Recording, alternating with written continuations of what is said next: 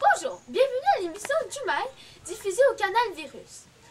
Aujourd'hui, nous allons parler des méningites. Mais avant tout, accueillons chaleureusement Dr Bactérie, une spécialiste dans ce domaine.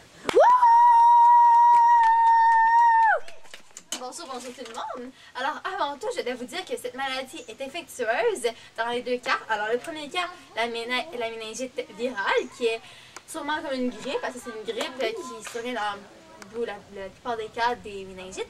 Et la méningite d'origine bactérienne, qui elle est la plus grave et la plus dangereuse et surtout la plus rare des méningites. Intéressant. Oui, fort intéressant. Et la méningite est survenue dans le cerveau. La partie des méninges, on associe le mot entre méninge et méningite. Et c'est le tissu qui enveloppe le cerveau et qui est associé surtout à la moelle épinière. Alors, plus tard dans l'émission, je vais vous parler de l'association entre les méninges et la moelle épinière. Mais quels sont les endroits et les personnes les plus touchées? Eh bien, malheureusement, en Afrique, on s'en doute un peu, et dans l'Amérique centrale et l'Amérique du Nord sont les endroits les plus vulnérables que je connaisse et que les spécialistes connaissent aussi. Et notez bien que la méningite virale est survenue dans 80% des cas, puisque elle est grave, mais pas aller jusqu'à la mort. C'est plus comme une grippe forte. Et en 20% des cas, c'est l'origine bactérienne. Et elle, on peut mourir de cette maladie. Ou encore, on va avoir perdre des sens comme l'odorat, l'ouïe, la respiratoire aussi, qu'on peut perdre. Mais ça me rappelle quelque chose, un souvenir. Ah, mais moi aussi, mais ça s'est arrivé à Subsaharienne. Oui, l'Afrique subsaharienne. Oui, c'est ça, en 1997-1998.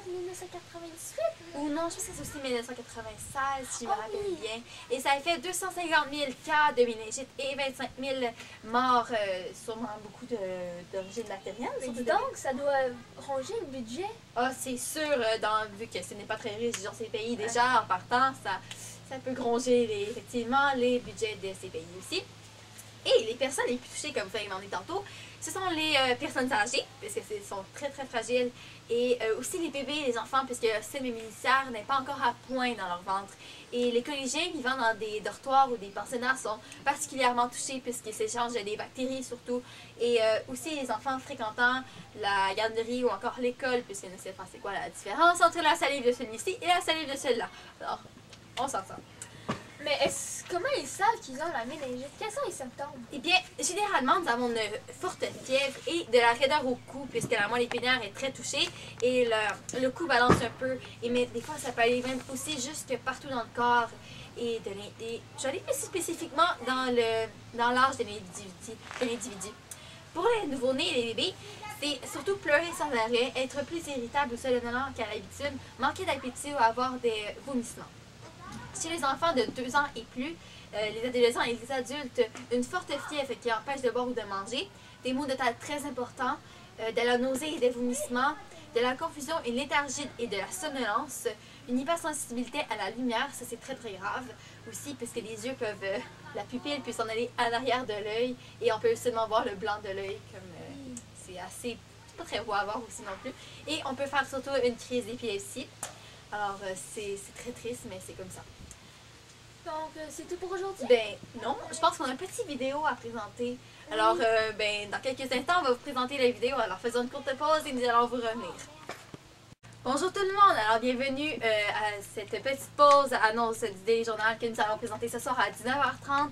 Alors, pour plus de détails, nous allons parler d'un feu qui est survenu à une rue à Montréal, pour plus de détails à ce soir. Et aussi un enfant qui est mort, survenu, on ne sait pas c'est qui encore. Plusieurs policiers font une enquête en ce moment.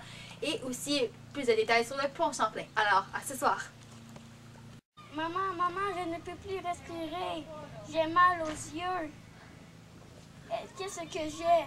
Chérie, je pense que notre enfant est malade. On devrait l'emmener à urgence. Non, mais non. Il sera correct pour demain matin. Ah oui?